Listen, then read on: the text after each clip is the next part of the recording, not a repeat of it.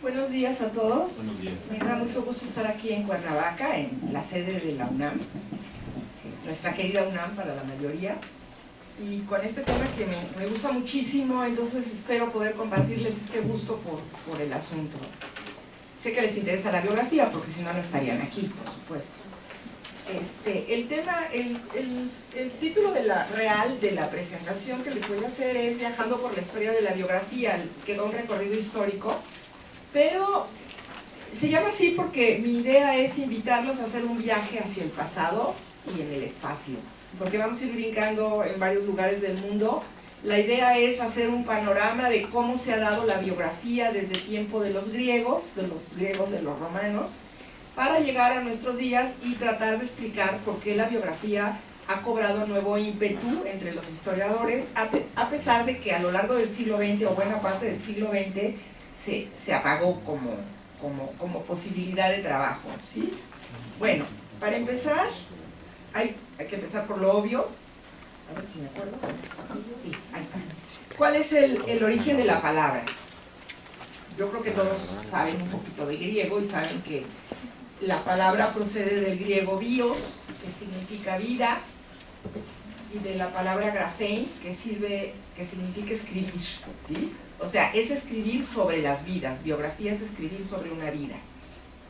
Esta fórmula esta palabra biografía se aplica desde el siglo XVIII, en realidad. No se usaba antes del siglo XVIII, porque antes de esta fecha, la palabra que se utilizaba para estas historias de vida era la palabra vidas. Así se titulan prácticamente todos los trabajos biográficos. ¿Qué era una vida? Bueno, pues es la historia de vida de una persona, narrada desde su nacimiento hasta su muerte, y a veces después de su muerte, mientras se conserva la memoria de esa persona, consignando en la biografía, en la vida, los logros y los fracasos y todo lo que haya de significativo, ¿sí? En la vida de esta persona, siempre en el contexto social, político y cultural. O sea, es el acontecer de una persona, lo bueno y lo malo, desde que nace hasta que muere, en el medio en el que se desarrolla, ¿sí? El medio social, político, económico, cultural, etc. Por lo general es una exposición narrativa, o sea, estamos narrando algo. Se cuenta en tercera persona, porque si se contara en primera persona sería autobiografía, estaría yo contando mi vida, entonces se cuenta en tercera persona, y en el caso de las biografías históricas va fundamentada documentalmente, ¿sí? O sea, se acude a fuentes documentales de archivos, periódicos, libros, artículos para sustentar lo que se está diciendo. Entonces, esto sería en cuanto al origen, el significado y la forma de la palabra biografía. Bueno, les quería comentar algo. Si tienen una duda así grandísima que hacer, pueden alzar la mano a lo largo de la exposición. Si no, por favor, guárdense las preguntas para el final, pero se vale interrumpir si vale realmente la pena, ¿no? Igual, pues yo la riego y alguien me puede corregir, me hace el favor de corregirme, ¿no? Bueno, vámonos a la antigüedad.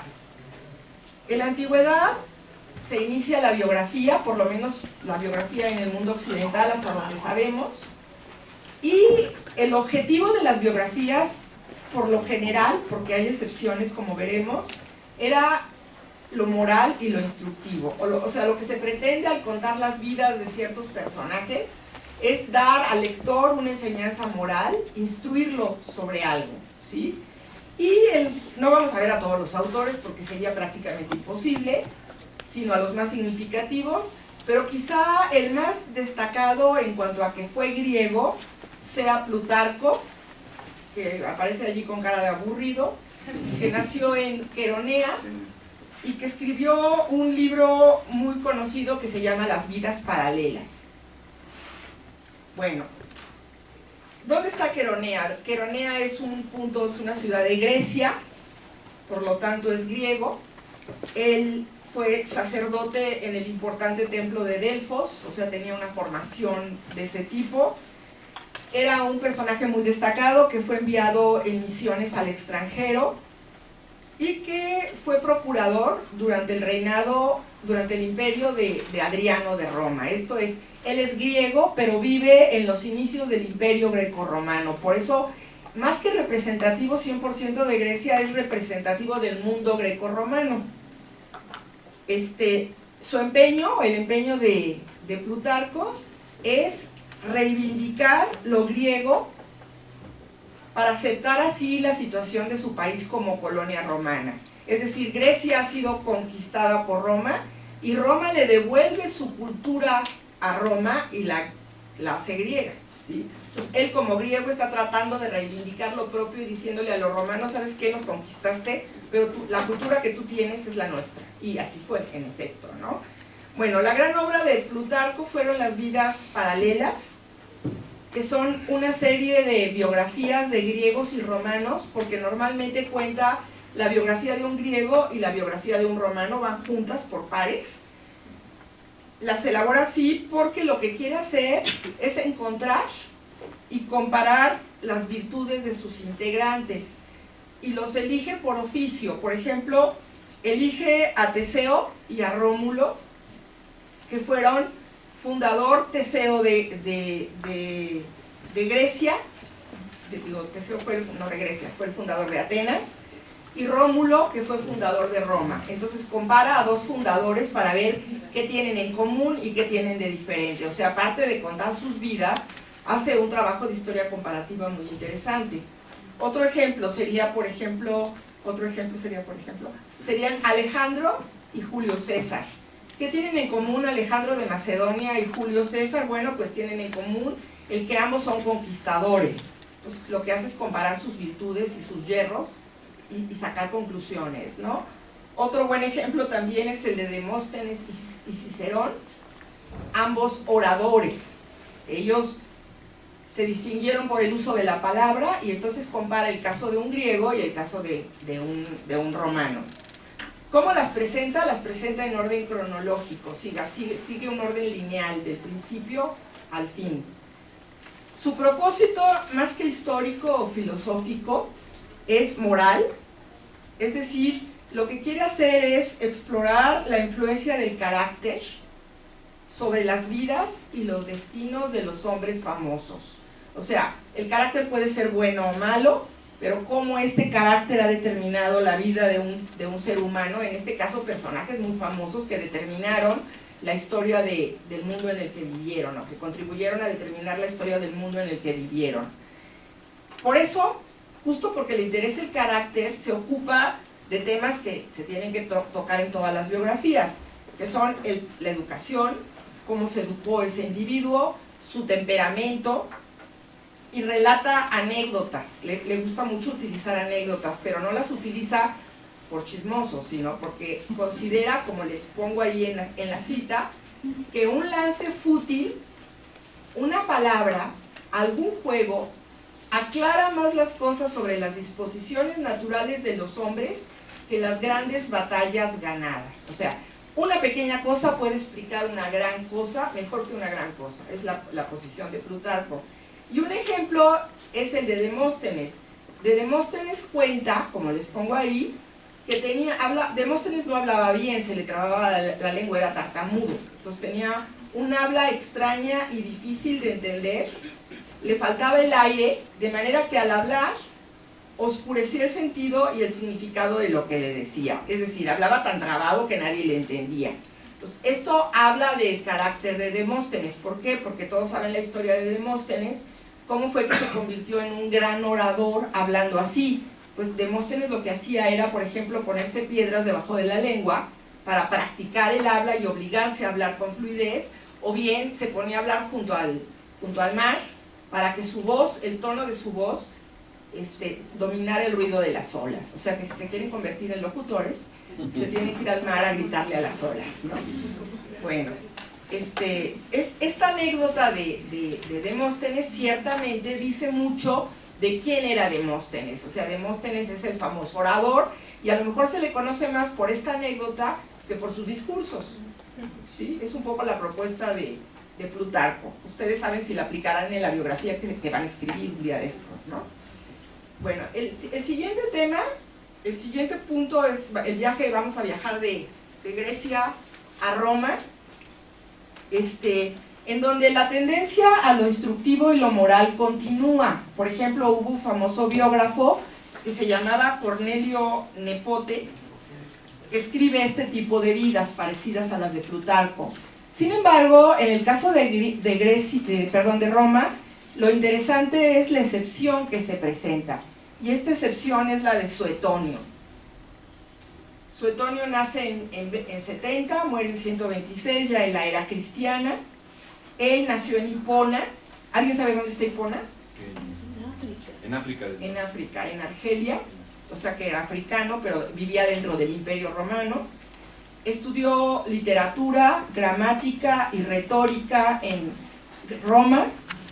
Fue profesor y abogado, y después entró a la burocracia imperial, o sea, estuvo en la burocracia del Imperio Romano. Tuvo varios cargos, por ejemplo, fue superintendente de bibliotecas públicas, lo que le dio acceso a muchas fuentes, y también fue responsable de los archivos contra Jano, el famoso emperador romano. Esto, por supuesto, también le da acceso a materiales muy importantes, ¿no? Y él permanece un tiempo en la corte, pero finalmente lo corren de la corte. Se cuenta que porque se tomó demasiadas familiaridades con la emperatriz. Este es el chisme. El hecho es que, bueno, sin chamba, pero con sus ahorros se puede dedicar a la escritura, se dedica a escribir. Y entonces escribe sus famosas vidas de los 12 Césares, que son una serie de biografías de los 11 primeros emperadores romanos. Ustedes dirán, ¿por qué se llama 12 Césares? Bueno, porque el que inaugura la dinastía de los emperadores fue Julio César, y luego ya viene el imperio a partir de Augusto, ¿sí? Entonces son 12, por eso son 12 historias. Entonces escribe las vidas de los 12 Césares, que son una serie de biografías de los 11 primeros, de Julio César a Domiciano. Añade, como les digo al inicio, a Julio César, que no fue emperador, y ahí nos brinda una gran cantidad de datos sobre la existencia privada y el gobierno imperial, aunque en ocasiones se centra más en cuestiones superficiales e incluso escandalosas que en un estudio profundo de los hechos. De hecho, los libros de Suetonio son una delicia de leer, son muy divertidos, se entera uno de muchos chismes. Es como leer el Lola de Roma, pero no es el Lola, sería la página roja de algún mal periódico, ¿no? Del Daily News. ¿El Daily News? De Inglaterra, que es el chisme, ok. El libro de Suetonio, Las vidas de los 12 Césares, son muy populares hasta la fecha, porque escribía bien, el hombre tenía un estilo fluido y llano, sin artificios, no era complicado, y porque los libros están llenos de anécdotas, y porque cuenta la vida íntima de los Césares. Ese es su tema principal, ¿no?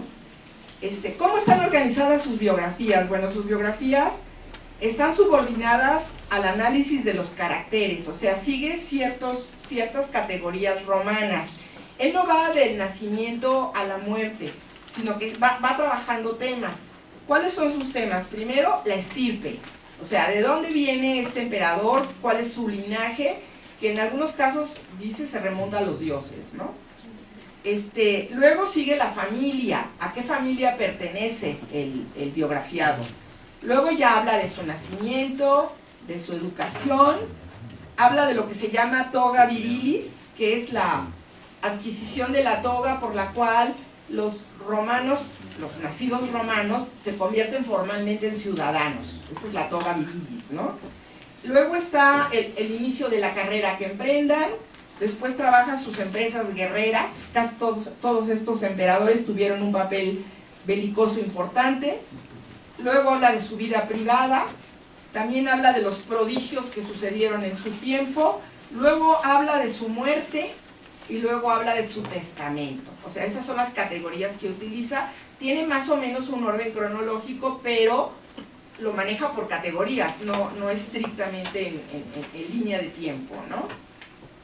De esta manera, pues todas las vidas de los Césares empiezan con un primer apartado que habla de los ancestros, luego se habla de los padres, luego de los primeros años. El segundo apartado se ocupa de los años en el poder, luego habla de los rasgos personales y el cuarto de su muerte.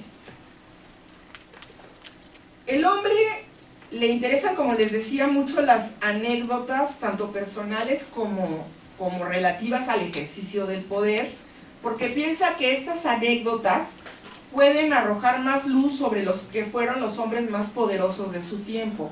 O sea, más se sabe por esta anécdota, igual que Plutarco, que por lo que hicieron, piensa, ¿no? Aunque en él acude mucho al chisme y al escándalo. Él establece y contrasta asuntos propios de la biografía. O sea, de hecho, Suetonio está planteando un tema que va a perseguir a los biógrafos a nuestros días. El papel de la vida privada frente a la vida pública. ¿Debe una biografía hablar de la vida privada? ¿Tiene uno derecho a tratar esos temas o no? Eso es un tema que se discute muchísimo hasta la fecha. ¿O solo se debe hablar de la vida pública? Son esas biografías muy de los políticos que solo hablan de lo que hicieron y lo que dejaron de hacer, pero no sabemos nada de la familia ni de sus relaciones sociales, etc. Es la distinción entonces entre la vida pública y la vida privada, y de alguna manera entre lo respetable y lo no respetable. En sus biografías, en realidad, pues más bien se va a lo no respetable, y eso sí, no es nada elogioso. O sea, eso es una ventaja, no habla de las maravillas que hicieron estos césares. ¿En qué se basa Suetonio? Bueno, pues se basa en todos los materiales que pudo consultar como bibliotecario y archivista, pero también recurre a tradiciones orales, a biografías anteriores, y lo que quiere es desmitificar lo que se ha dicho sobre los césares. O sea, quiere contar quiénes fueron los césares de verdad.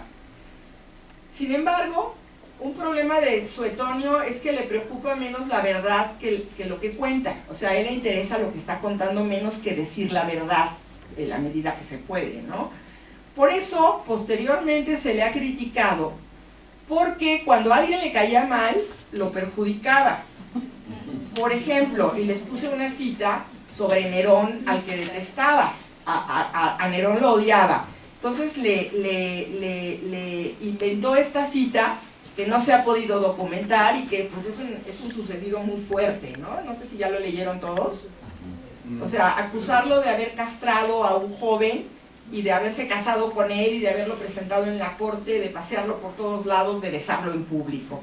Esto es lo único que lo dice Suetonio, no se ha podido documentar, ¿sí? Sin embargo, lo que sí se sabe es que Suetonio detestaba a Nerón y que utilizó todo lo que pudo para perjudicarlo, ¿sí? Para perjudicar su imagen. Esto no es lo que hace un historiador en serio. O sea, el historiador se preocupa por comprobar sus fuentes, por no decir cosas que no se pueden comprobar. Entonces, bueno, esto es lo que dice Nerón. Ahora, el Suetonio ha sido muy utilizado posteriormente como fuente de información para las películas o las novelas sobre los emperadores romanos, y en ese sentido les puedo recomendar un libro de Robert Grace que se llama Yo, Claudio, que utilizó muchísimo la fuente de Suetonio.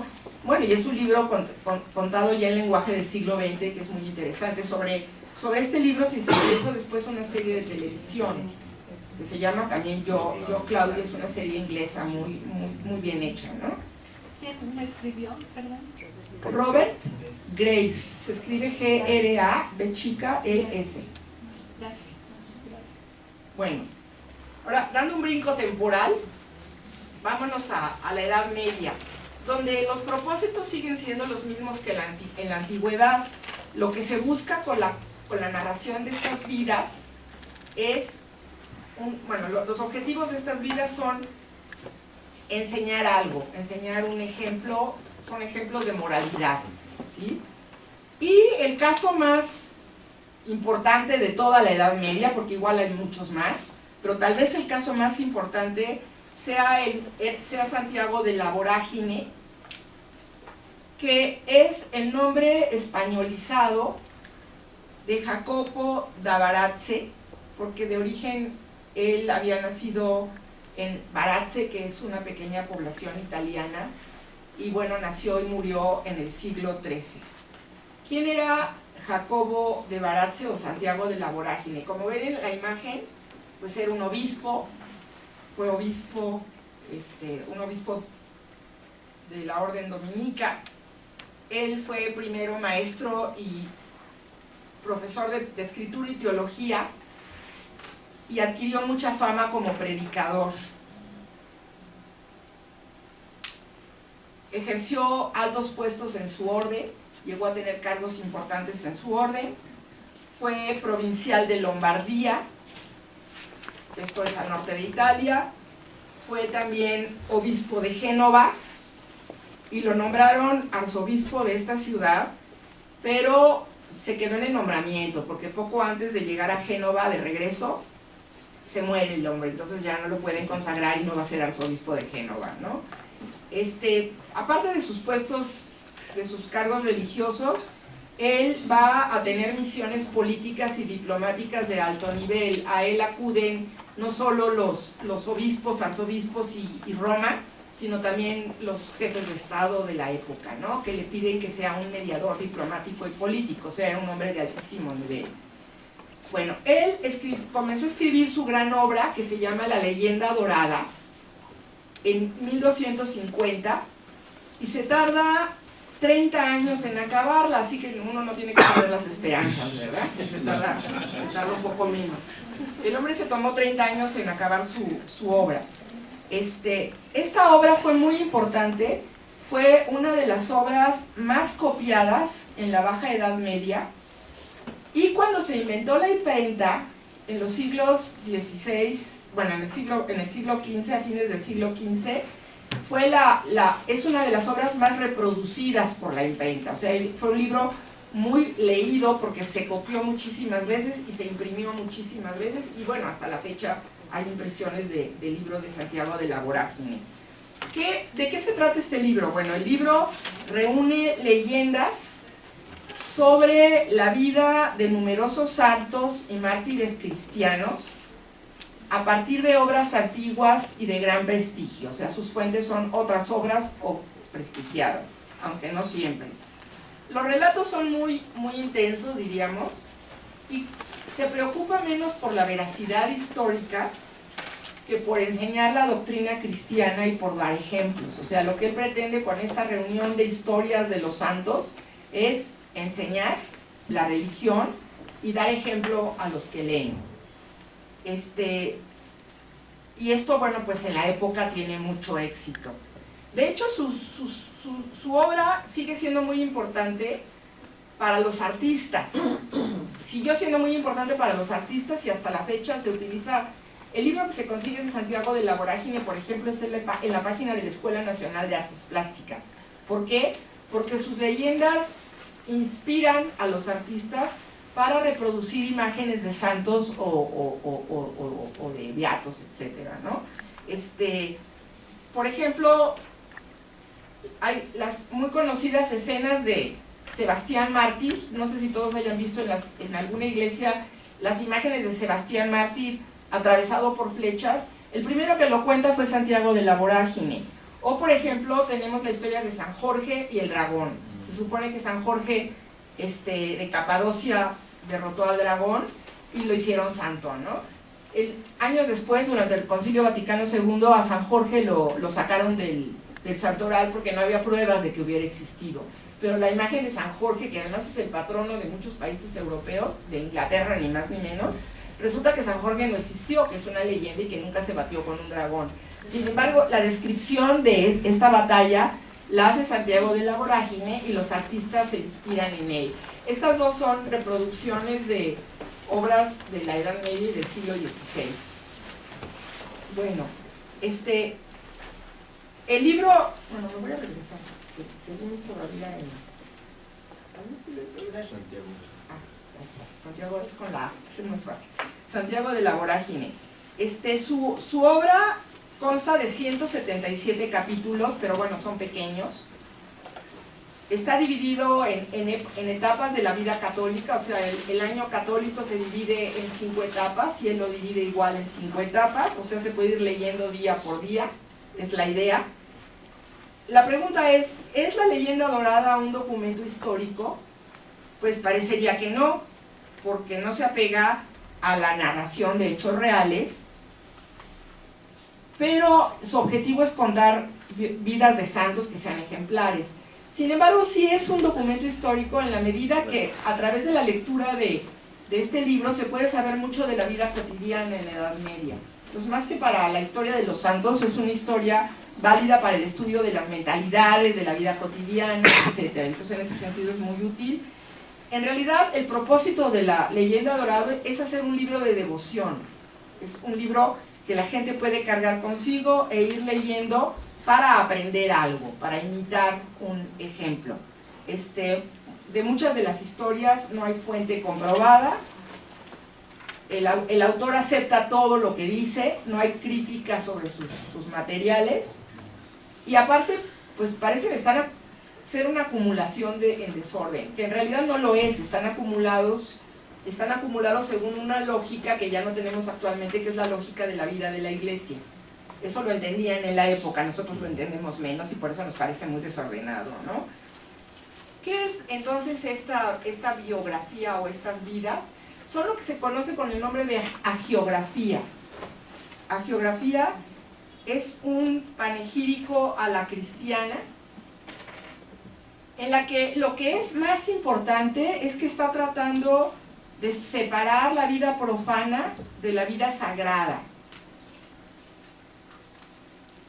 y dar al común de los mortales una manera de salvarse por medio de la piedad.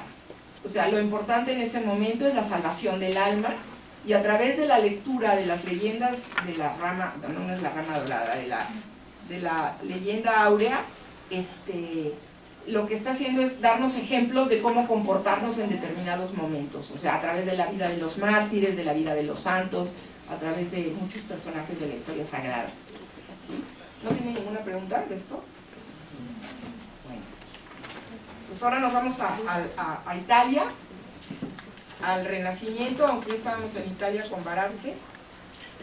Y en el Renacimiento, el Renacimiento cambia la narración de las vidas de los hombres, en la medida que durante el Renacimiento, ustedes recordarán, predomina lo que se conoce como el humanismo. Se vuelve a dar importancia a la antigüedad clásica, entonces los ejemplos ya no van a ser Santiago de la Vorágine, sino Suetonio y Plutarco.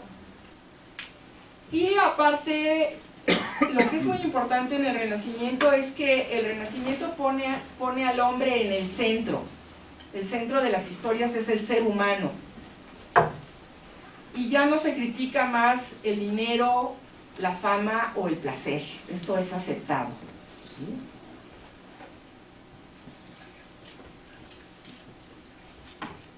Algo que también le interesa al Renacimiento es las vidas de los hombres como cortesanos, como artistas, como guerreros. O sea, ya no les interesa los santos o los mártires, lo que les interesa es el hombre y sus logros como cortesano, como guerrero o como artista. Bueno, el autor más importante del Renacimiento en el terreno de las biografías fue Giorgio Vasari, que nació en Arezzo en 1511 y murió en Florencia en 1574. ¿Quién era Giorgio Vasari? Bueno, Giorgio Vasari fue un arquitecto, pintor, escritor y coleccionista de dibujos. O sea, a él le gustaba coleccionar las obras de otros artistas. O sea, un hombre muy completo, como muchos hombres del Renacimiento, ¿no? Él conoció a los grandes artistas de su tiempo, los trató, y él mismo era artista, o sea, escribió sobre los artistas, pero también era artista, y como muchos otros hombres de la época, tuvo el patrocinio de la familia Médicis, que ustedes recordarán, los Medici apoyaron a muchos artistas del Renacimiento. Bueno, Vasari trabaja en grandes ciudades de Italia. Su gran obra se titula Las vidas de los más excelentes pintores, escultores y arquitectos, que se publicó, bueno, apareció en 1550, y que lo convirtieron en el primer historiador del arte italiano. Es el primero que escribe sobre el arte en Italia. De hecho, Vasari fue el que inventó la palabra renacimiento. El primero que la utilizó fue él, porque habló de que en su época se estaba viviendo un renacimiento de las artes. Las artes estaban volviendo a nacer después de haber muerto durante la Edad Media, que bueno, es la visión del hombre del Renacimiento, porque no fue cierto, ¿no? Para esta colección de biografías de artistas italianos, Vasari utiliza distintas fuentes. Utiliza escritos anteriores al suyo, también utiliza las notas, los recuerdos que puede recuperar sobre artistas que ya murieron, y además utiliza todo el material que recoge a lo largo de sus viajes por Italia. A lo largo de sus viajes por Italia fue reuniendo obras de arte, y estas obras de arte le sirven para escribir su libro.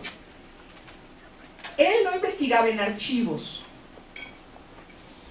ni le preocupan las fechas exactas. De hecho, en sus vidas de estos artistas hay errores cronológicos que se han criticado posteriormente. Sin embargo, no es lo que le preocupa. Lo que le preocupa es contar por qué el arte del Renacimiento fue un arte único que quizá no se volvería a repetir, ¿sí? Sus biografías tienen la concepción renacentista de que la biografía es el relato de los hombres sobre los hombres,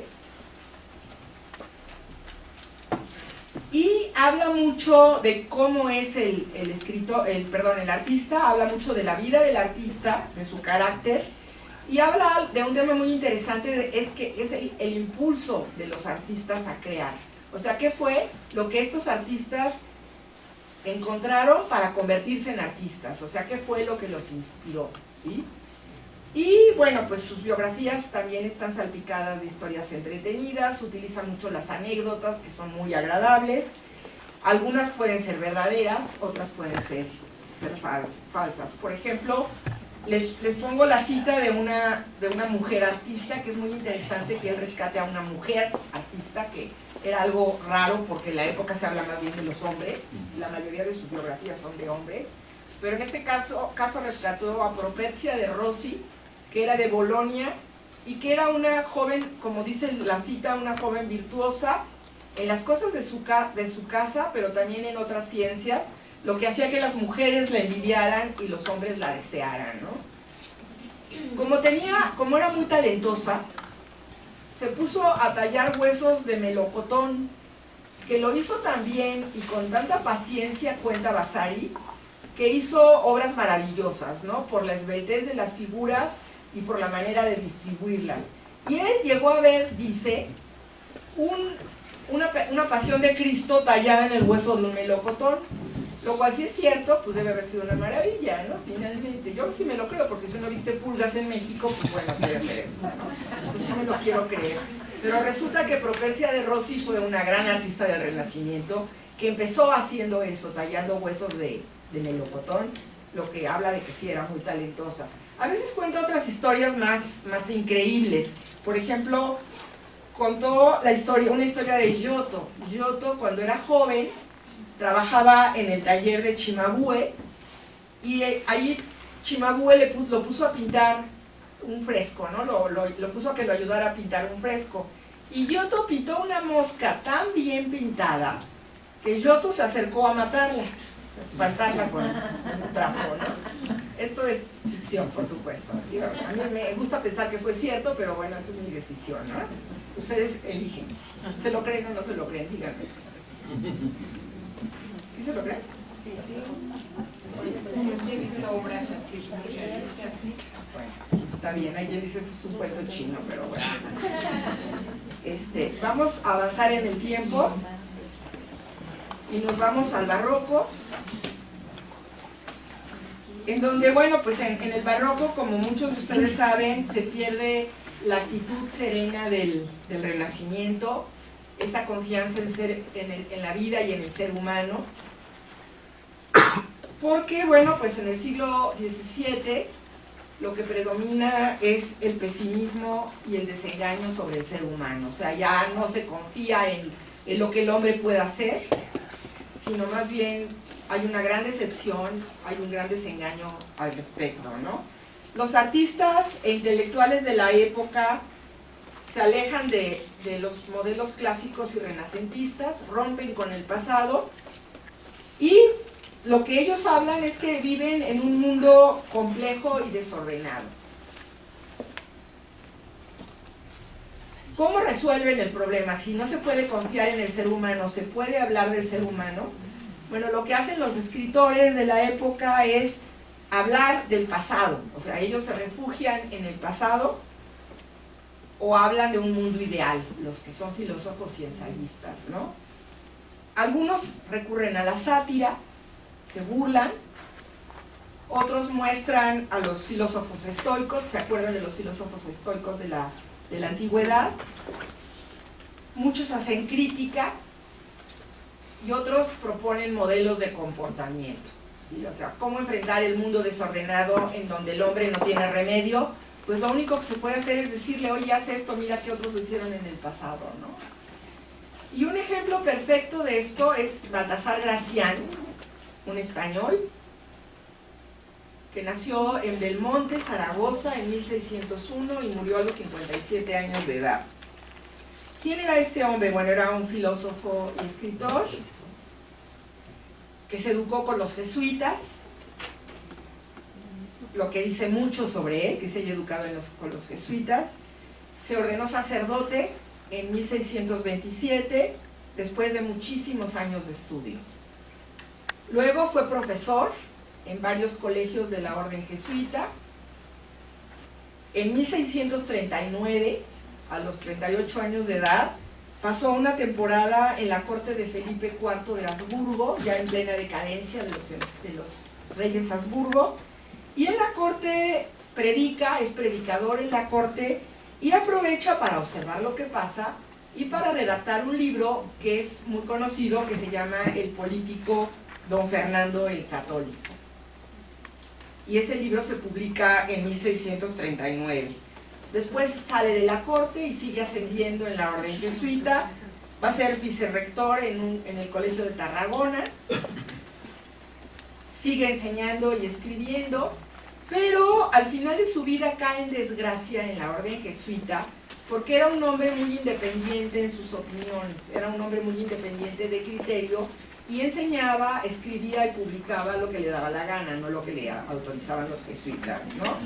De manera que llegó un momento que los cansó y lo castigaron severamente, lo encerraron en una mazmorra a pan y agua, y le hicieron algo peor, que fue quitarle la pluma, la tinta y el papel.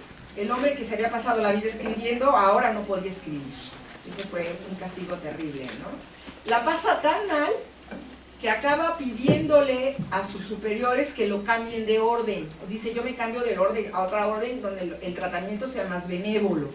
Entonces los superiores reflexionan y le atenúan las penas, ¿no? Entonces vuelve a enseñar, vuelve a escribir ya con mucha discreción, pero bueno, el hombre muere al poco, seguramente muy dañado en la salud por lo mal que lo pasó en la prisión. Bueno, su obra tiene muchas obras importantes, una de ellas es El político Don Fernando el Católico, que es la obra en donde toca el género biográfico. En esta obra sostiene que Fernando el Católico fue el rey mayor de la monarquía española. Él ha sido el rey más importante de la monarquía española y considera que por sus virtudes y sus dotes políticas es un ejemplo a repetir. Y por eso dice al principio de la biografía, opongo un rey a todos los pasados, o sea, presento un rey sobre todos los pasados.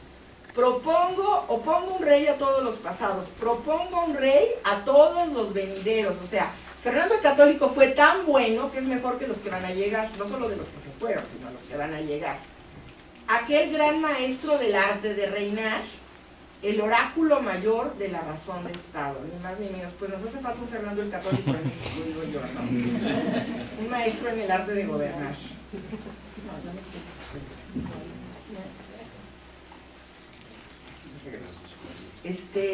Bueno, ¿qué cosa es este libro? El libro es un tratado de moral práctica que ofrece un modelo de gobernante que destaca sobre todos los anteriores y que constituye un ejemplo a imitar por todos los posteriores, incluido el rey. O sea, lo que él está diciéndole al rey Felipe V, con el que ha trabajado en la corte y que lo conoce, le dice, mira, tú te crees el gran rey, pero tu bisabuelo o tatarabuelo fue muchísimo mejor que tú y no va a haber otro como él. Lo que tienes que hacer es aprender de él. Entonces, el libro lo que hace es ir poniéndole ejemplos de por qué Fernando el Católico fue el mejor emperador, el mejor rey de España, y cómo lo hizo bien, y los que se han acercado a él no lo han hecho tan bien. Y luego le pone los errores posibles de un político. ¿Para qué pone los errores posibles de un político? Para mostrar que Fernando el Católico no los cometió, pero otros sí lo han cometido, ¿sí? Entre otros Felipe V, que lo está escuchando. Entonces le está diciendo, óyeme Juan, para que me entiendas Pedro, ¿no? En pocas palabras. Entonces el libro es muy valiente y uno se explica por qué pues los jesuitas lo castigaron, ¿no? No se justifica, pero sí se explica.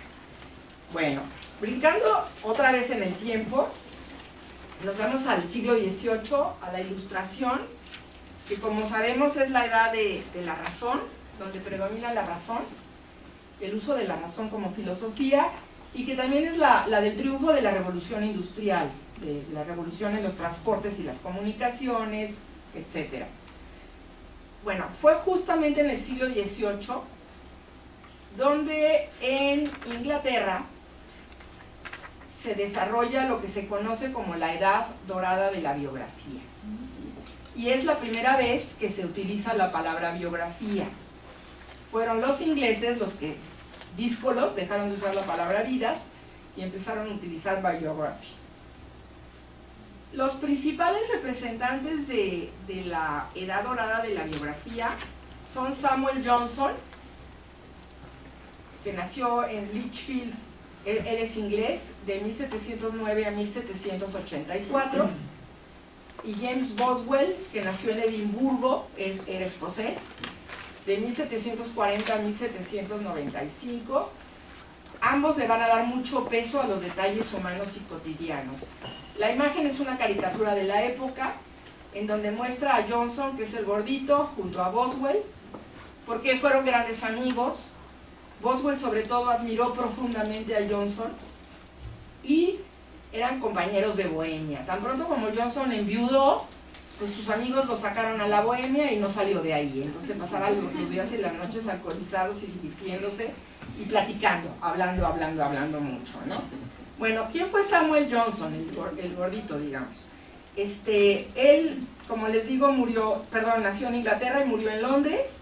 Era poeta, ensayista, biógrafo, lexicógrafo, y es considerado el mejor crítico literario en el idioma inglés, hasta la fecha, ¿sí?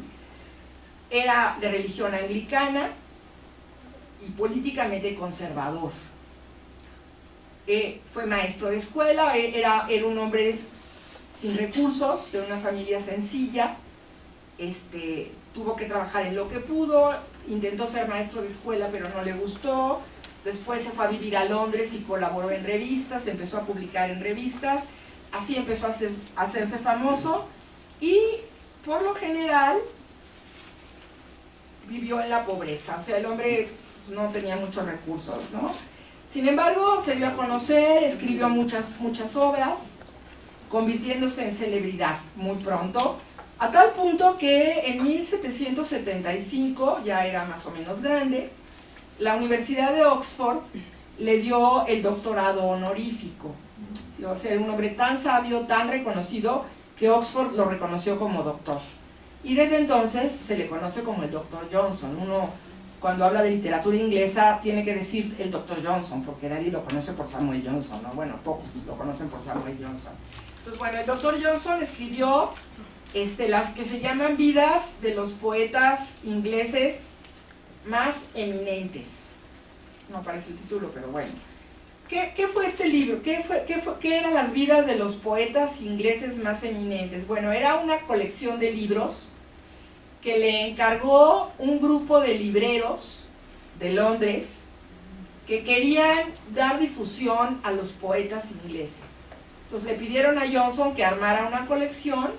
Cada libro de la colección se dedicaba a un poeta, lo presentaba, le hacía un estudio introductorio, diríamos ahora, con una biografía, y hacía crítica de su poesía, ¿sí? Y luego seleccionaba sus mejores poesías y las agregaba al libro. Entonces son muchos libros muy interesantes sobre muchos poetas de la época, ¿no? Son 52 estudios, son 52 poetas los que estudia, son pequeños textos, como les digo. Casi todos los vivieron o vivían en época de Johnson, o sea, en el siglo XVIII, algunos los conoció él, y es muy interesante cómo organizó la colección, porque los organizó a partir de su fecha de defunción. O sea, van del que se murió primero al que se murió al último, o no se murió porque todavía vive, ¿no? Y ahí sí los acomodó como pudo. Bueno, ya les dije cómo están organizados. El objetivo de los libreros y de Johnson es impulsar a los poetas, pero también les interesa que esos libros gusten a los lectores. O sea, no solo es un objetivo erudito, sino de divulgación, que la gente lea esos libros y lea la poesía y la entienda, ¿no? Por eso Johnson no es estricto con la narración. Los libros están muy bien escritos y en algunos casos acude a anécdotas que pues podría dudarse de si son ciertas o puro chisme también, ¿no? Como ven, es muy común el uso de anécdotas en la biografía. La cosa es que se tienen que usar las anécdotas de manera sustentada. No se pueden nada más sacar de la manga para ilustrar algo, ¿no? Un historiador tiene que sustentarlas en algo. El libro, bueno, él busca las intimidades también, le gustan los detalles de la vida cotidiana o los más humanos, y saca información que revela mucho sobre el sujeto. Y este es el texto sobre un poeta que era James Addison. Y él cuenta que, bueno, se lo resumo.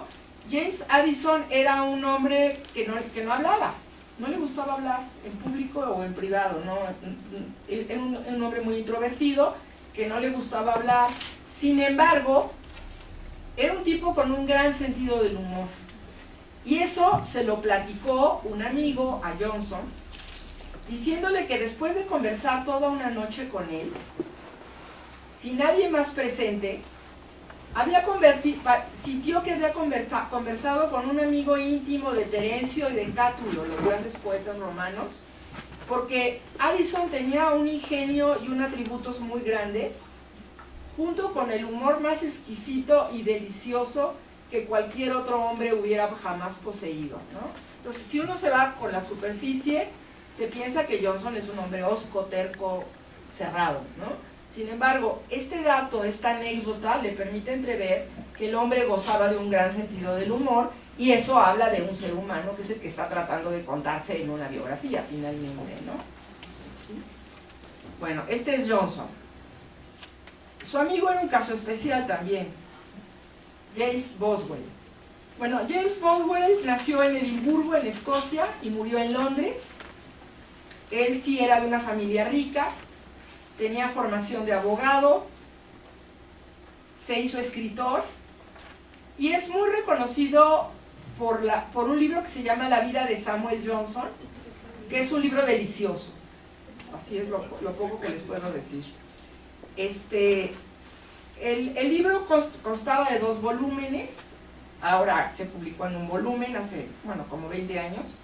¿Y cómo se construye el libro? Bueno, el libro lo construye Boswell a partir de las notas que tomaba de sus conversaciones con el Dr. Johnson. O sea, eran grandes amigos, se conocieron en una librería, como debía ser, por cierto, se conocieron en una librería, y desde entonces lo acompañó, lo admiraba profundamente. De hecho, Johnson le llevaba 30 años, o sea, es una amistad entre un hombre mayor y un hombre joven, al que el joven admiraba muchísimo, lo acompañaba por todas partes, se escribían, viajaron juntos y lo ayudaba económicamente, que Johnson tenía mucha necesidad de ayuda económica, ¿no?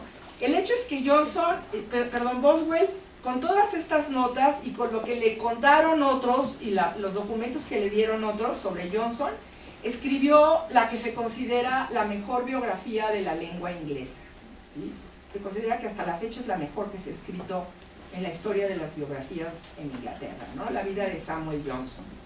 Bueno, esta vida de Samuel Johnson está muy bien escrita y tuvo, en efecto, desde el principio fue muy popular, o sea, se convirtió en un bestseller. ¿Qué es la vida de Samuel Johnson? Bueno, la vida de Samuel Johnson es la crónica minuciosa, dividida en párrafos, son como 150 párrafos, cada párrafo es largo, en donde Boswell reconstruye la vida y el presente de Johnson hasta los más mínimos detalles. Habla de todo lo que le pasaba junto a Johnson, ¿no? Nada escapa a su reseña, ni lo que comía Johnson, ni la calidad de su peluca, si la peluca estaba bien puesta o mal puesta, o era buena o mala, ni habla de sus momentos de buen humor o de sus momentos de mal humor. O sea, Johnson tenía mal carácter, entonces, pero lograba reírse cuando estaba con Boswell. Ni lo que platicaban, ni los paseos que hacían, todo habla de cómo trataba a la gente, si estaba enfermo del estómago, hablaba de todo, ¿no? Boswell va tras él, pegado a sus talones, todo lo ve, todo lo oye, todo lo escribe, en una prosa excelente, como si fuera un dios detrás de Johnson, muy enterado de todo, pero chismoso. O sea, cuenta todo, absolutamente todo, ¿no? Y es muy divertido porque cuando le falta material, lo provocaba con preguntas inútiles. Por ejemplo, le hizo una vez una pregunta que les leo y que les hago a ustedes a ver si me pueden responder. Le preguntó, ¿qué haría usted si le encerraran en un castillo con un recién nacido? ¿Qué harían? Cuidarlo, ¿qué más? Johnson, ¿qué habría hecho? Lo habría matado. Con un niño llorón. ¿Nadie más puede proponer algo? Chupón. Solos con el niño. A ver, los señores, ¿qué harían? Llorar juntos. Bueno, pues eso le preguntó a Johnson y provocó. ¿Cuál era la intención de hacer esa pregunta tan trivial, ciertamente? Bueno, la intención era provocarlo a ver qué decía para tener más información para su escrito, ¿no? Y aquí les pongo un ejemplo que es muy divertido y que habla mucho de Johnson. Y que Boswell le dice, escribe, al día siguiente, domingo 31 de julio, porque así está toda la obra, le dije que había estado aquella mañana en una reunión de los llamados cuáqueros, donde oí predicar a una mujer. O sea, la gracia fue que fue con los cuáqueros y predicó a una mujer. ¿Qué le respondió Johnson? Pues Johnson le respondió, una mujer predicando es como un perro que camina sobre las patas de atrás. No está bien hecho, pero de todos modos le sorprende a uno verlo. ¿Qué dice esta anécdota de Johnson? Era un misógino de marca, por supuesto, ¿no? Digo, la visión de la mujer es como un perro, pues bueno. Gracias. Habla mucho, sí. Y Johnson sabía que estaba Claro, escribiendo su por supuesto, porque su ego era grande. Ah, ¿no? era grande. Claro que sabía, se peleaba con él y le decía, le gustaba platicar, por supuesto que sabía. El libro se lo recomiendo, de veras es muy, muy divertido, interesante. Uno diría, bueno, ¿para qué quiero aprender tanto detalle? Es que uno se entrega a la lectura y se va como se dice, es muy fluido, ¿no? Muy agradable de leer. Bueno, dejando el siglo XVIII, nos iremos al romanticismo, al siglo XIX, en que la biografía, sobre todo en Inglaterra, es de alguna manera prolongación de la edad de oro de la biografía, aunque ya tiene rasgos diferentes. El historiador, el biógrafo más famoso en el romanticismo inglés es Thomas Carlyle, que nació en Ecclefechan, que no sé cómo se dice, en 1795 y murió en 1881, vivió mucho tiempo para su época. Bueno, este hombre que nació es escocés también murió en Londres, fue escritor, ensayista, historiador, maestro. Su familia era calvinista, una familia calvinista muy estricta, lo que lo llevó a estudiar teología en la Universidad de Edimburgo porque quiso ser pastor de su iglesia. Sin embargo, en el camino perdió la fe y dejó los estudios, pero pues una cosa es perder la fe y otra cosa es perder los valores. Y él no perdió los valores con los que había sido educado, o sea, dejó de creer en esa fe calvinista tan estricta, pero sí conservó muchos de sus elementos, y uno para entender a Carlyle tiene que considerar esto, ¿no? Carlyle escribió varias obras, varias biografías. Una importante fue la vida de Schiller, el escritor alemán. Después de la vida de Schiller publicó una historia de la Revolución Francesa, que es muy interesante porque le va a dar pie a sus obras posteriores. La historia de la Revolución Francesa le lleva a concluir que la Revolución Francesa fue un caos que se terminó cuando aparecieron los que Carlyle llamaba héroes. O sea, eso se resolvió cuando aparecieron los héroes. ¿Quiénes son los héroes? Son los hombres que son capaces de tomar el mando sobre las fuerzas ideológicas y espirituales que se disputan entre sí dentro de la sociedad. O sea, durante la Revolución Francesa el caos fue tal que hubo muchas fuerzas encontradas y el asunto no se resolvió, sino que aparecieron lo que nosotros llamamos líderes. Él llamaba héroes. Héroes que saben manejar las corrientes ideológicas y espirituales y responderle a la gente de la época, ¿no? Él piensa que los sucesos tienen un sustento material, o sea, las cosas se pueden explicar por hechos materiales, pero que solo ciertos individuos pueden dominar los hechos y dirigir estas fuerzas de manera efectiva. O sea, los héroes son necesarios para ordenar a la sociedad.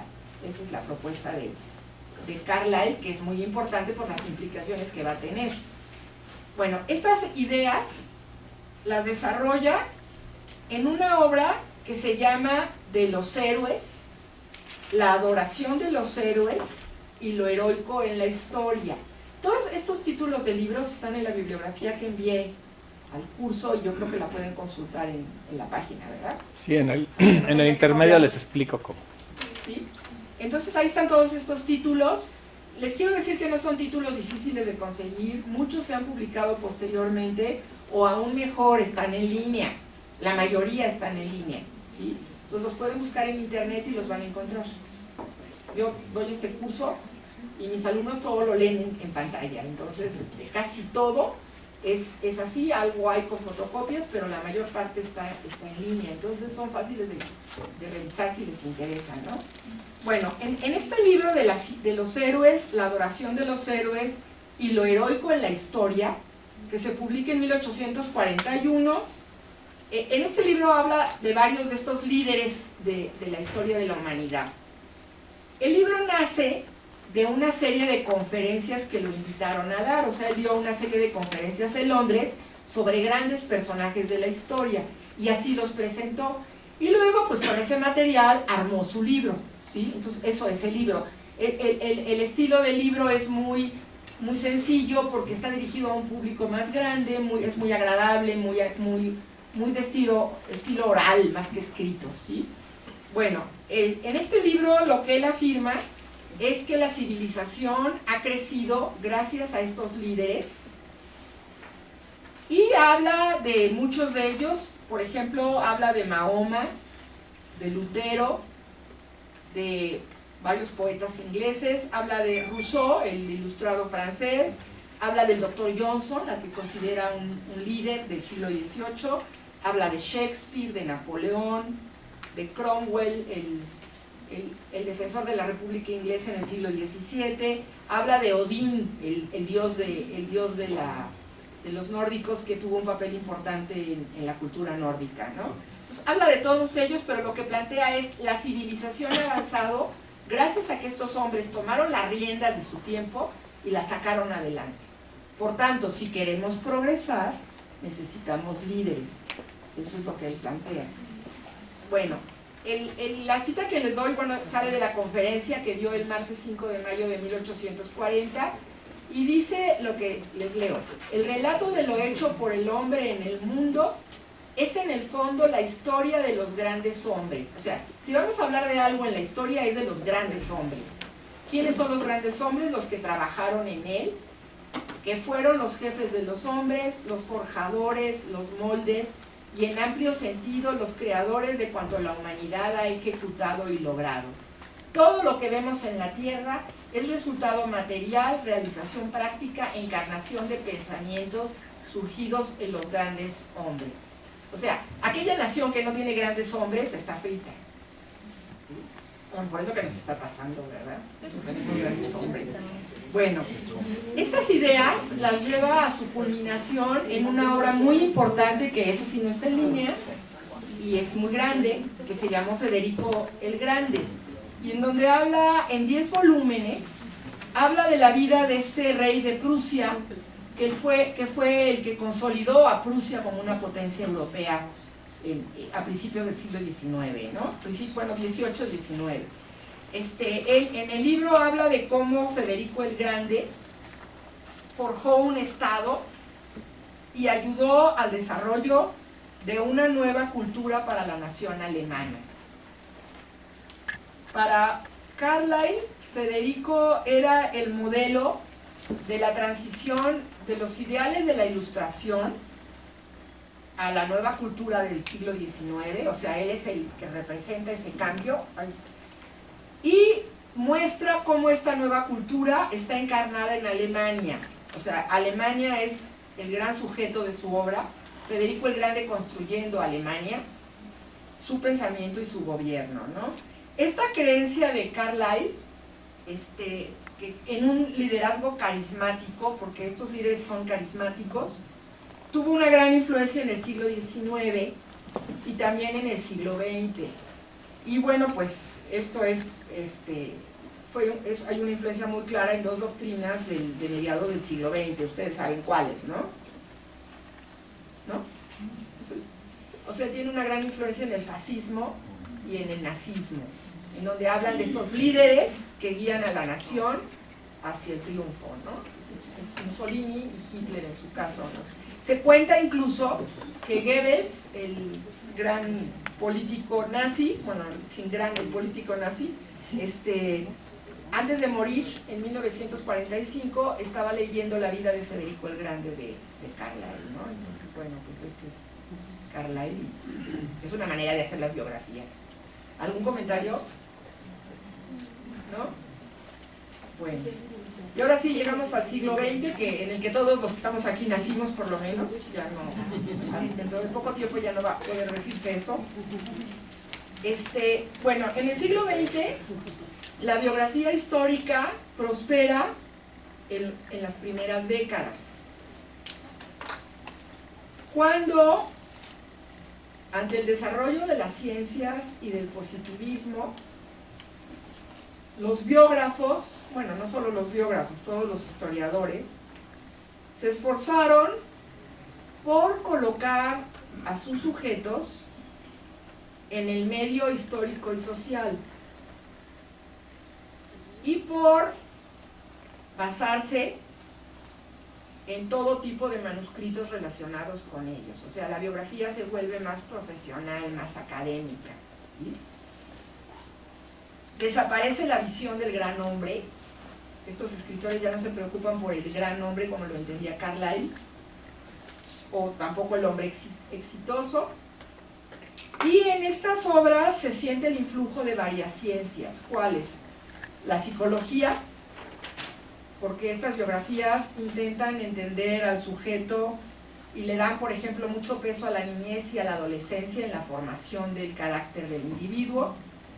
También se siente el influjo de la sociología, porque al individuo se le ve como parte del medio y de la comunidad, de la colectividad.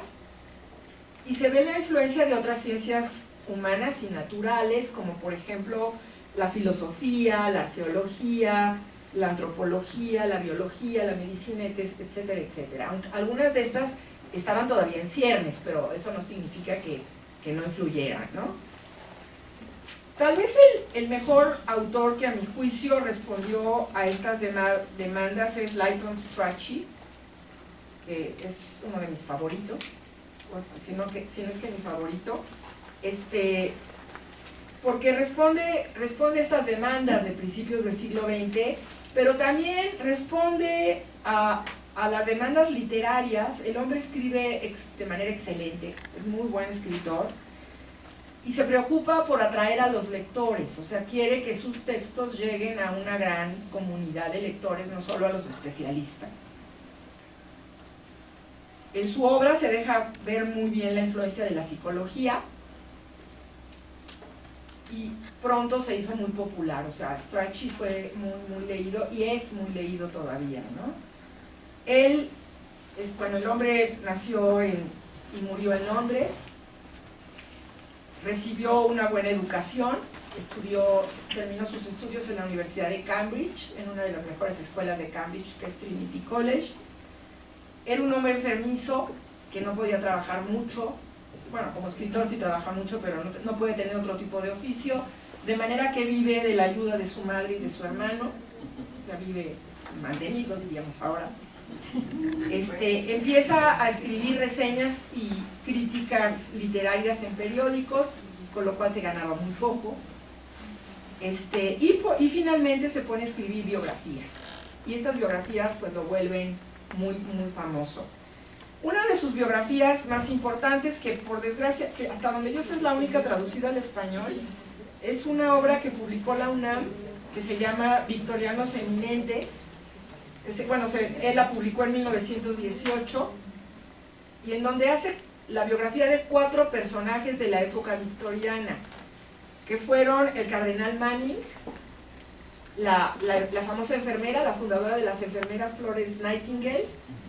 También habla de un gran pedagogo, que era el doctor Arnold, y un militar, el general Gordon, que libró una gran batalla en la que murió, la famosa batalla de Jartún. Otras obras de Strachey son La Reina Victoria. Hay una biografía de la Reina Victoria muy importante. Hay otra biografía sobre la Reina Isabel, se llama Isabel y Essex. Essex era el amante de Isabel. Y otro libro muy interesante que se llama Retratos en miniatura. Como ven, se comprometió con la biografía. Todos sus trabajos son biográficos. Narrativamente, o sea, literariamente, sus libros reflejan la influencia del escritor ruso Dostoyevsky. Fue muy influido por Dostoyevsky. Tiene también la gran influencia de Freud. La influencia psicológica leyó a Freud, conoció a Freud, bueno, conoció la obra de Freud. Y su obra además tiene un gran sentido del humor y de la ironía, ¿no? Un humor y una ironía muy inglesas. Por eso, Strachey va a tratar de romper moldes, y lo que hace es cuestionar el modelo público y privado de conducta de la época victoriana. Como ustedes saben, la época victoriana fue una época muy estricta, muy cerrada, muy hipócrita, y él lo que hace es cuestionar esto en sus libros sobre la época victoriana, justamente, ¿no? Y bueno, pues les pongo aquí varios textos que él escribió, que son muy interesantes, y dice: mi intención ha sido ilustrar antes que explicar. O sea, en lugar de echarse muchos rollos, lo que él trata es de dar ejemplos y explicar las cosas que pasan, ¿no? La tarea del biógrafo no es hacer cumplidos, sino exponer los hechos como él los entiende. O sea, decir la verdad en la medida en que se puede decir la verdad, que no siempre es completa, ¿no?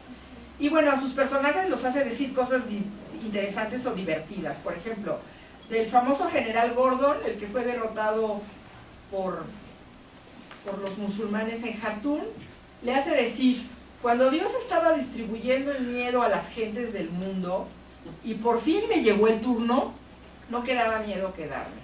O sea, un hombre que no tenía miedo, ¿no? De Lord Harrington, un político inocuo de la época, dice: por encima de todo lo amaban porque era aburrido. Con él podían estar siempre completamente seguros de que nunca, bajo ninguna circunstancia, sería brillante, sorprendente, apasionado o profundo. O sea, es uno de esos seres humanos en los que uno está cómodo. No hay problema, ¿no? Y por último, sobre a la reina Victoria la hace hablar de Florence Nightingale, de la famosa enfermera, y le hace decir, ¡qué cabeza! ¿Cómo me gustaría que estuviera en el Ministerio de Guerra? Lo cual habla mucho de la enfermera, ¿no? de Florence Nightingale, y cómo era una mujer con una gran capacidad de organización y de mando, ¿sí? Entonces, bueno, este es Strachey. De Strachey hay otra historia interesante que, bueno, no es directamente de él, sino bueno, lo dejo aquí, sino del famoso filósofo Bertrand Russell, que cuentan que cuando Bertrand Russell estaba en la cárcel en 1918, donde lo habían encerrado por sus ideas pacifistas, o sea, los ingleses lo metieron en la cárcel por pacifista durante la Guerra Mundial, él estaba leyendo uno de los libros de Strachey, y leyendo los libros de Strachey se reía a carcajadas en la celda, a tal punto que el guardián se acercó para decirle, oiga, está usted en la cárcel. Y le ordenó compostura, compórtese, ¿no? Él siguió riendo. Reía porque estaba leyendo Victorianos Eminentes y pues el análisis de Strachey le causaba mucho regocijo, ¿no? Entonces, bueno, pues le recomiendo Victorianos Eminentes si lo consiguen, porque les debo decir que yo creo que yo cumplí el último ejemplar que tenía la universidad, porque después de eso nadie lo ha encontrado. Pero es un libro que vale la pena, está en bibliotecas y vale muchísimo la pena. Bueno, ¿cómo vamos de tiempo? No sé. Ya me pasé. Bueno, después ya vamos a llegar al periodo de entreguerras, que es el periodo posterior a la... No lo puse aquí, pero el periodo posterior a la Primera Guerra Mundial contempló, ¿cómo diríamos? Una desaparición, entre comillas, de la biografía histórica. La biografía histórica perdió peso frente a la biografía literaria. Es que ya me adelanté.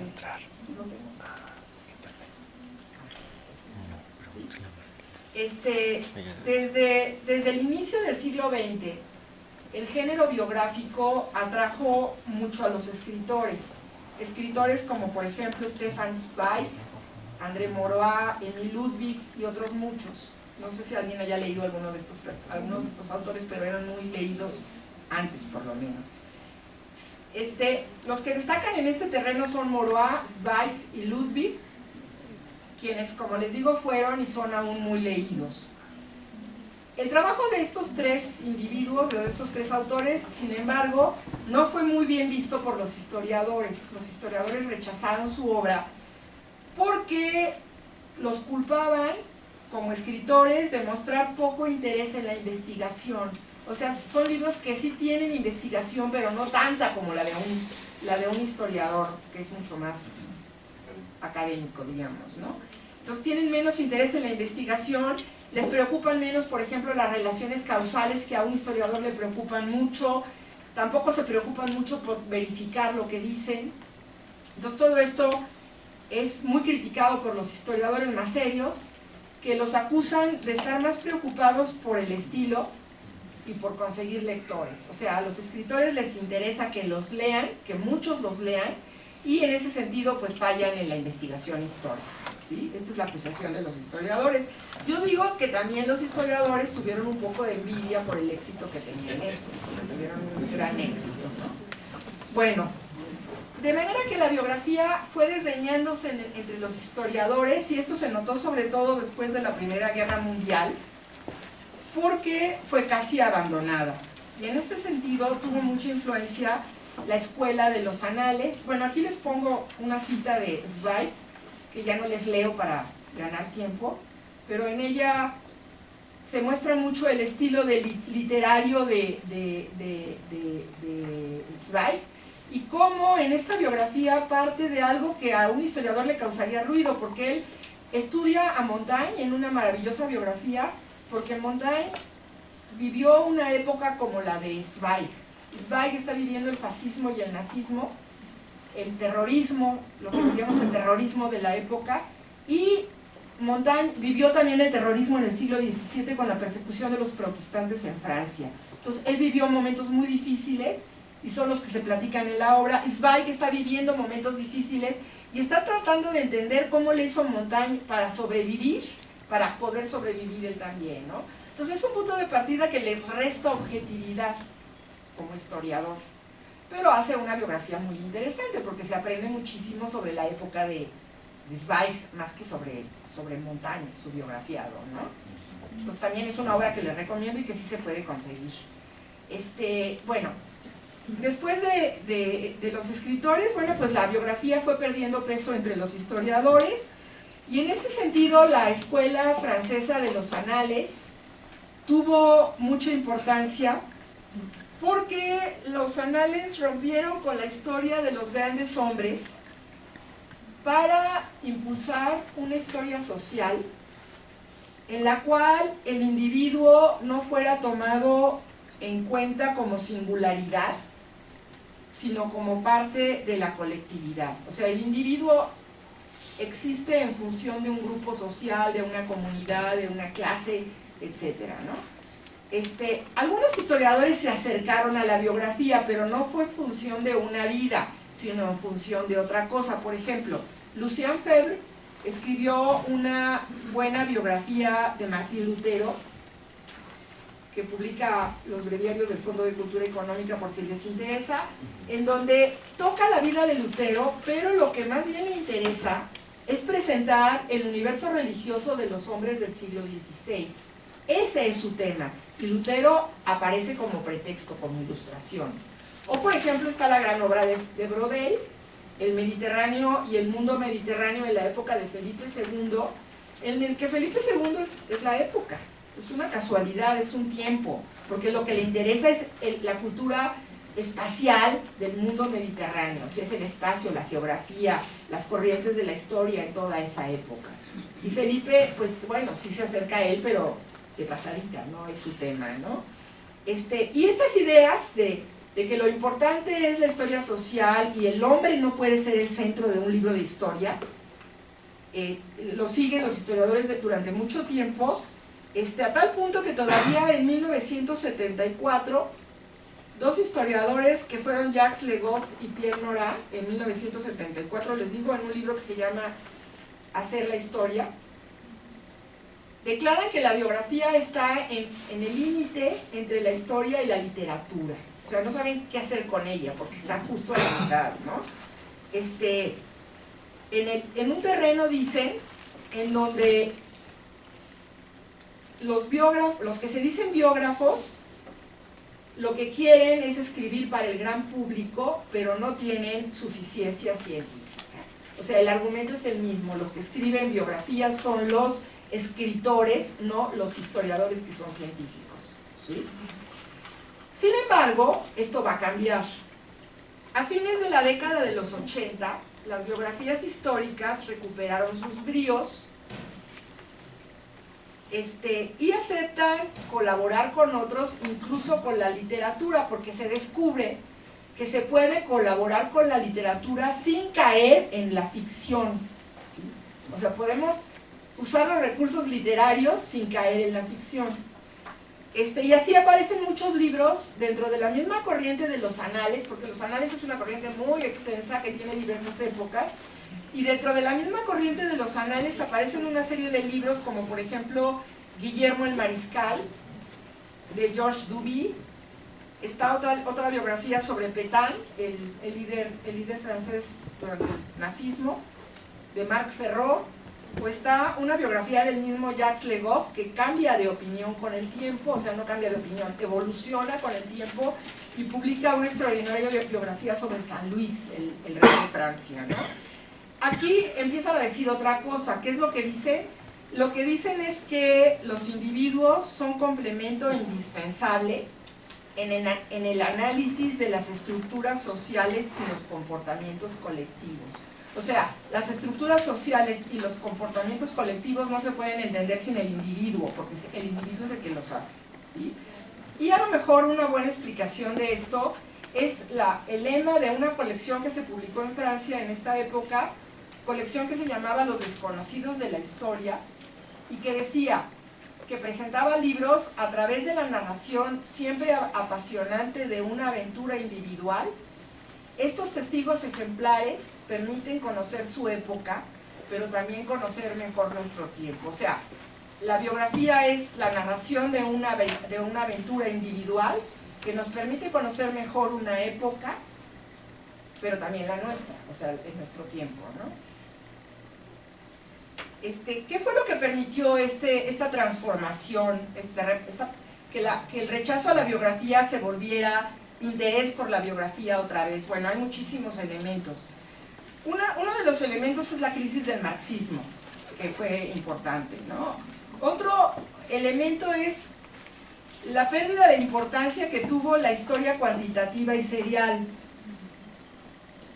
que es incapaz de explicar ciertos sucesos. O sea, puede ser series de cosechas, de movimientos demográficos, etcétera, pero eso no nos dice nada sobre nuestra época o sobre otra, sino hay una explicación humana de por medio, ¿no? También la historia política es recuperada. La historia política había perdido peso en décadas anteriores, entonces la historia política se recupera como una historia que es capaz de dar sentido a los hechos. También es muy importante el continuo desarrollo de la historia social, porque se presta atención a la biografía no solo de los individuos, de las élites o los grandes hombres, sino que las biografías empiezan a preocuparse por otros asuntos, ¿no? Por ejemplo, por otro tipo de biografiados. ¿Quiénes? Las mujeres, los obreros. Se hacen biografías de artistas poco conocidos, de militares de menor rango, etc. O sea, la biografía ya no es la de los líderes, la de los grandes personajes, de los hombres que son un ejemplo. La biografía es de los personajes menores, de personajes pequeños, que nadie conoce, pero que tienen algo que decir sobre su época, ¿sí? Entonces, esto cambia gracias al desarrollo de la historia social. También el creciente desarrollo de la historia de las mentalidades, el desarrollo de la psicohistoria, los descubrimientos de la genética también son importantes, en el sentido de que la genética ha demostrado que cada ser humano es diferente de otros, o sea, no hay dos seres humanos iguales. Entonces, por tanto, vale la pena estudiar a cada ser humano, sería la propuesta. Y bueno, la preocupación por conocer a los demás, ¿no? Entonces, les pongo la cita, que es una cita muy bella de un escritor que se llama Alain Corbin, que escribió un libro que se llama El mundo reencontrado, de Louis-François Pinagot, sobre las huellas de un desconocido. Este libro se publicó a fines del siglo XX y en él Corbin lo que hace es estudiar a un desconocido. ¿Cómo encontró a ese desconocido? Pues a través de un fichero de historia social, sacó una ficha y se encontró a Pinagot. Era un personaje de su fichero. Y se puso a seguir todas las huellas posibles de Pinagot, y con esto armó una pequeña biografía de Pinagot. Claro, toma mucho en cuenta el contexto, las corrientes culturales, o sea, recurre a la historia social, a la historia política, pero está convencido de que vale la pena rescatar a Pinagot. ¿Por qué? Porque Pinagot, por pequeño que haya sido, nos dice mucho de su época y de la nuestra, ¿no? Que es como dice el lema de esta colección. Y creo que con esto cierro. La meta del libro de Corbin me parece muy, muy bella. Dice, mi meta es reunir, y ese es el trabajo del historiador finalmente, ¿no? Mi meta es reunir y juntar huellas, ninguna con el deseo de hacer de la existencia de Pinagot un destino, ni siquiera de constituirlo en persona con posibilidades de tener uno. O sea, es un personaje tan pequeño que ni siquiera puede ser famoso. Es mínimo, ¿no? Es cualquiera que pasa por la calle y no importa, no tiene un destino. En resumen, se trata de armar un rompecabezas a partir de elementos inicialmente dispersos y, al hacerlo, escribir sobre los desaparecidos, los eliminados, sin por tanto pretender convertirse en testigo. Esta reflexión sobre quien ha desaparecido aspira a hacer existir por segunda vez a un ser a cuya memoria no estoy unido por ningún lazo afectivo, con quien no comparto ninguna creencia, ninguna misión, ningún compromiso, es recrearlo, darle una segunda oportunidad de entrar en la memoria de su siglo. O sea, al hacer la biografía de un desconocido es rescatar a alguien y darle otra oportunidad para un ser humano que de otra manera va a desaparecer en la historia. ¿Sí? Entonces, bueno, los invito a intentarlo. Eso sería todo.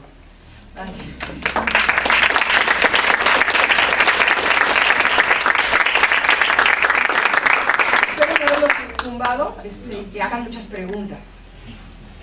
Bueno, muchísimas gracias. Las personas que quieran hacer pregunta o alguna intervención, nos solicitan por un micrófono. Muchas gracias, maestra, por su lúcida exposición.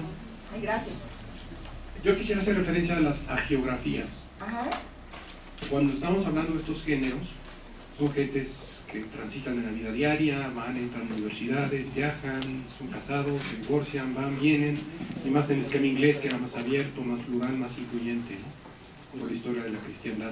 Pero en las agiografías parece que la argumentación es cerrada a la institución clerical. Entonces, ¿quiénes son los autorizados para hacerlas? Básicamente esa es mi pregunta. Uno lee la biografía de San Agustín, la de San Francisco, etcétera, la de la Virgen Guadalupe, etcétera. ¿Quiénes son las personas autorizadas para poder publicar por la vía impresa en aquellas épocas, en la actualidad inclusive, esas agiografías? Bueno, en aquella época, por supuesto que la iglesia tiene que dar su visto bueno. Las agiografías son generalmente escritas por religiosos. No puedo decir siempre escritas porque no lo sé, pero la mayoría son escritas por religiosos y son publicadas por la iglesia. O sea, son documentos, sí, son copiados. Primero son copiados porque son manuscritos. Entonces son copiados por instituciones religiosas, por supuesto por monjes, etcétera, los que saben escribir aparte y leer. Entonces, está en un medio ambiente muy religioso la formación de la geografía. Sin embargo, llegan a los religiosos, a las parroquias, a las iglesias, y ahí se leen a la gente, para que la gente conozca esas biografías y aprenda de esos santos, ¿sí? Entonces, pueden circular entre un público culto, lector, que tenga acceso a la riqueza como para poder comprar un documento de este tipo, tanto en la Edad Media como cuando ya son impresos en la Edad Moderna. A la fecha, pues uno puede publicar lo que quiera sobre quien quiera, no sé, San Luis, la biografía de San Luis, de este francés, la publicó una importante editorial francesa, privada, particular, negocio, ¿no? No solo las publica la iglesia publica libros de piedad, de religiosos, etcétera, y le puede dar su aprobación, pero no, pues, digo, uno se puede por la vía libre, ¿no?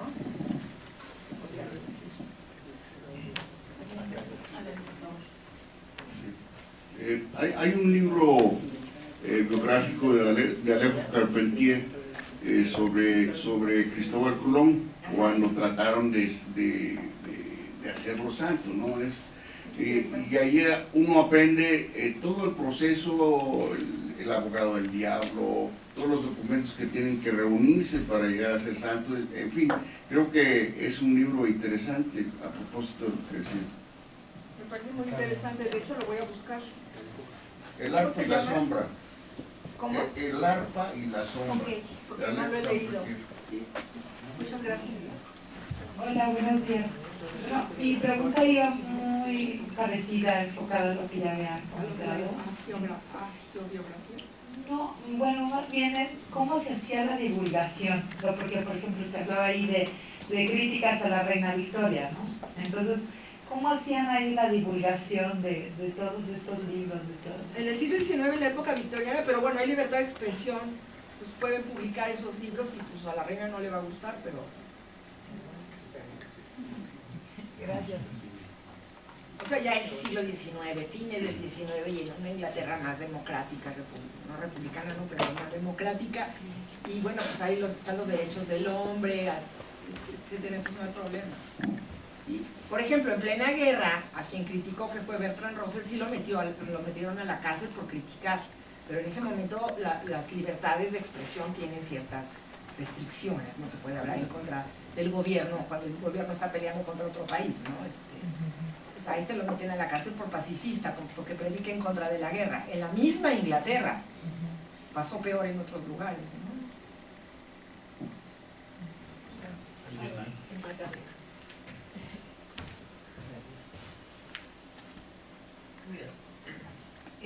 Como mencionaban, el origen mucho era de estas biografías, era como dar ejemplos, ¿no? Era como un toque ético de decir esto es lo que debe ser, así se debe configurar el ser humano.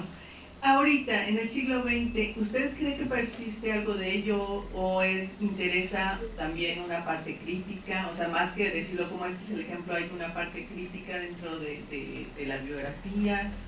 ¿O es más como ese pretexto para, como decía usted, explicar la estructura de una sociedad? Bueno, yo creo que hay de todo, ¿no? Hay las biografías de divulgación que, bueno, pues a lo mejor hablan de la vida de Yuri de manera muy elogiosa, ¿no? No sé. O las biografías de algunos políticos que las pagan para que les hagan su biografía y que hablan de todos sus grandes logros y ocultan todo lo malo.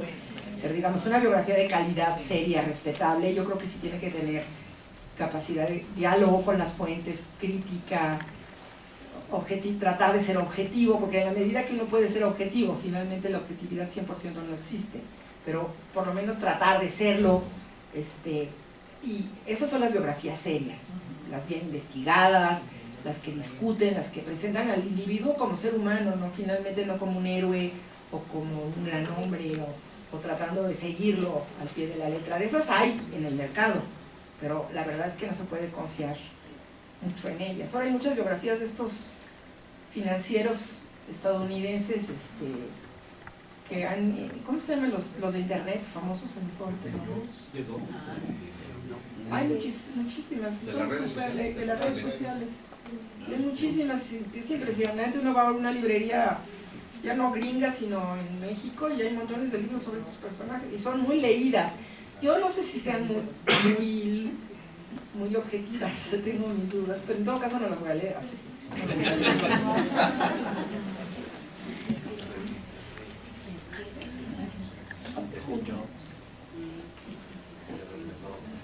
Primero que nada, gracias por su trabajo, de verdad nos abre mucho el panorama acerca de la biografía y de este cambio que ha tenido a través de la historia.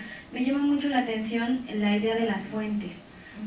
Porque estamos viendo diferentes formas de trabajar estas fuentes y diferentes formas también de apropiarnos o de tener fuentes, ¿no?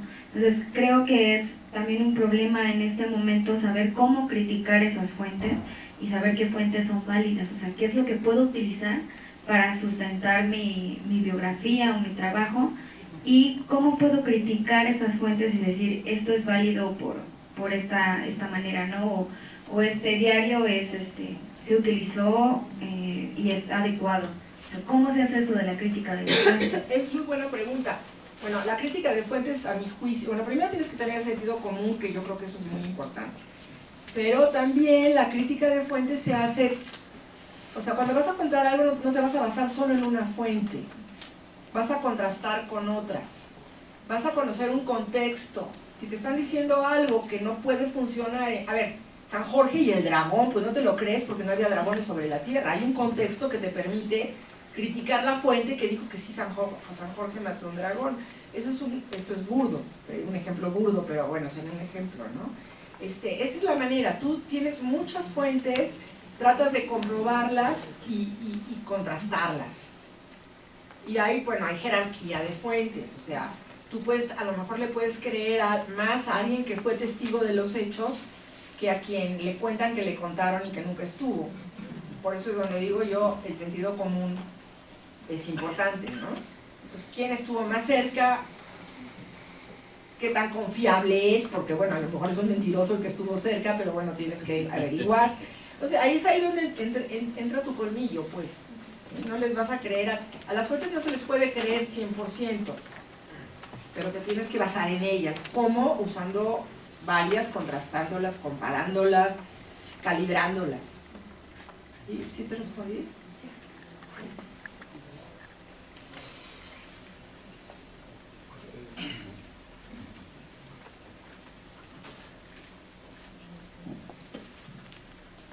Y bueno, yo creo que están más en el carácter de novelas, pero bueno, pues se basan en cuestiones históricas. Por ejemplo, está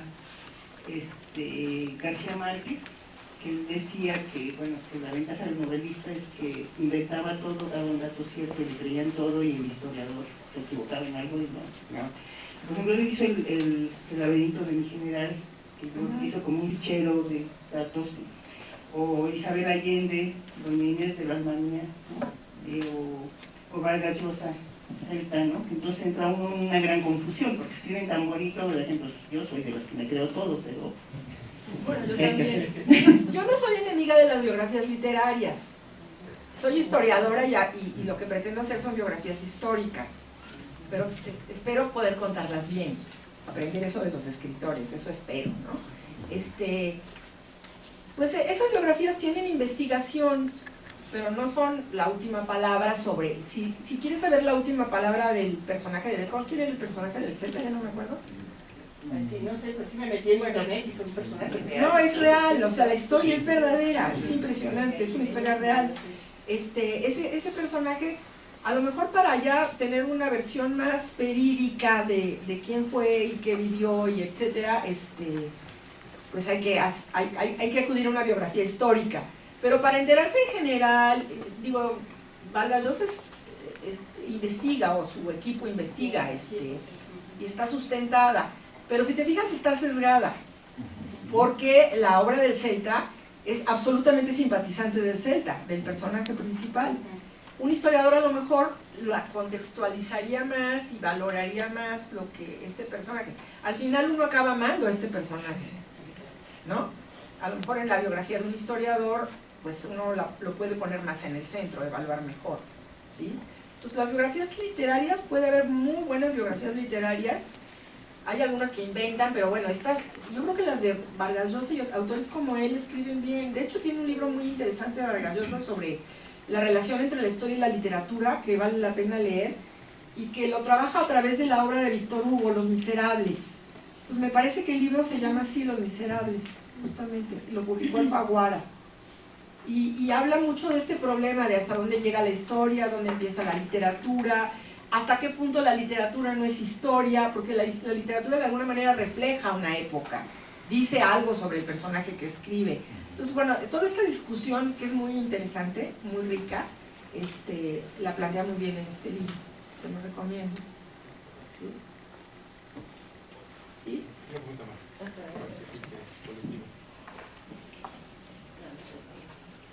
Dado el predominio de la imagen, digamos, reciente, tiene un rato de imagen por la vía de los medios electrónicos. ¿Qué pasa con las biografías como Isabel, que está pasando por la televisión? Ya están anunciando Carlos V. Estas biografías hechas por los medios. Sí, ¿qué pasa con ellas? No, pues no pasa nada. Lo que pasa con una novela, yo creo que pueden ser excelentes, pueden estar muy bien hechas, muy bien sustentadas.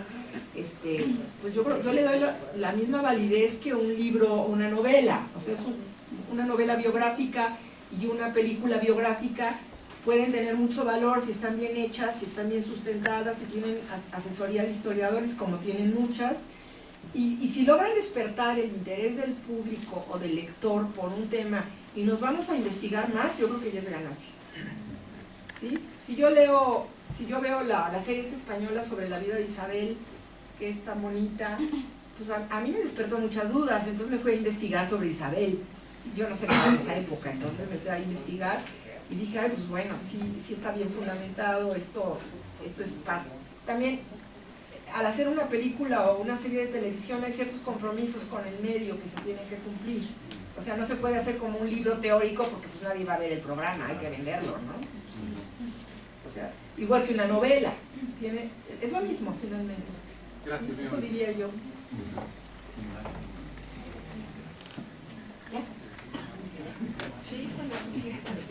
Si no hay más, pues yo creo que muy agradecidos, quisiéramos darle las gracias por haber venido, por haber aceptado la invitación.